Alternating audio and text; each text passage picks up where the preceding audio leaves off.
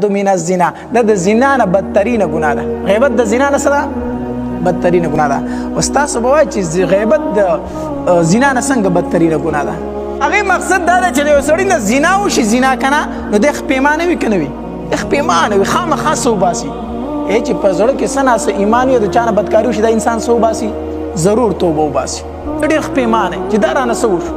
چې په زړه کې ذره بره ایمان چې ایمان پکې نه خو بیا څه کوي نو کوي او غیبت چې کوي نو دې نه څوک توبه نه وباسي ځکه دا چاته ګناه نه ښکاري نو هغې دا ګناه کبیره ده دی په دې ګناه کې مبتلا یې د بل سپکاوی کوي په زړه کې دا راځي هم نه چې زه په ګناه کبیره کې مبتلا یم د دې وجه نه د حدیث مبارک کې ورته ویلی شوي چې ګوره غیبت د زنا نه غټه ګناه ده د زنا نه پکې سړی توبه وباسي غیبت نه به ګډو څوک وباسي نه توبه او بلکې په غیبت کې به څه کوي چې د چا د غیبت کړی دی که نه نو د هغه نه به هم معافي غواړي د الله په دربار کې به هم توبه وباسي خو چې د چا د غیبت کړی دی هغه ته به هم وایي چې هلکه ګوره ستا مې ډېرې بدې بیان کړي خو معافي راته کوه خو هغه معاف نه کړي الله دې نه معاف کوي یاد وساته نو ابلیس وی دا ګبین مې دل اغستی دا شهدو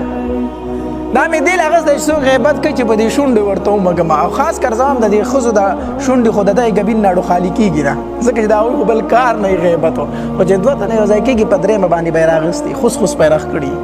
موکس یې کوي نو دې نه ځان ساتل پکار دي وی ښه په دې ایرو باندې څه کوي وی دا ایرې د یتیم په سر باندې اچومه چا په سر باندې اچومه د یتیم په سر باندې اچومه چې خلک ترېنه نفرت کوي دایره د یتیم په سر باندې ځکه اچومه چې خلک ترېنه څه شروع کړي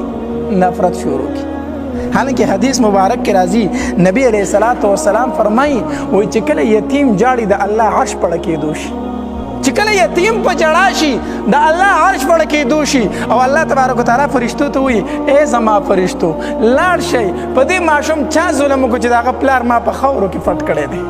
د باندې چا ظلم وکړو چې د چا پلار ما په خاورو کې پټ کړی دی په دې بېکسه باندې چا ظلم وکړو نو په یتیمانانو باندې څه پکار دی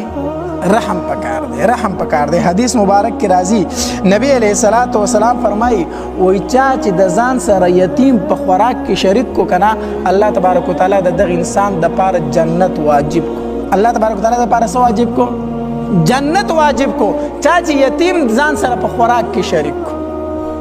چې روټۍ خورئ یا خو ځان له دسترخوان له څوک راولی داسې غریب او یتیم دسترخوان له نشي راوستی که نه نو کور له وله څه لیږه کور له ولې لیږه یو ورځ علي رضی الله تعالی عنه په ژړا شو ژړلي چا ترېنه تپوس وکړو چې شیر خدا ولې ژاړې په څه باندې په ژړا یې وی اووه ورځې وشي ما له مېلمه نه دی راغلی اووه ورځې وشي ما د مېلمه سره ډوډۍ نه ده خوړلې یریږم په دې باندې هسې نه چې زه الله تبارک وتعالی د خپل نظر نه ورتاو کړم کو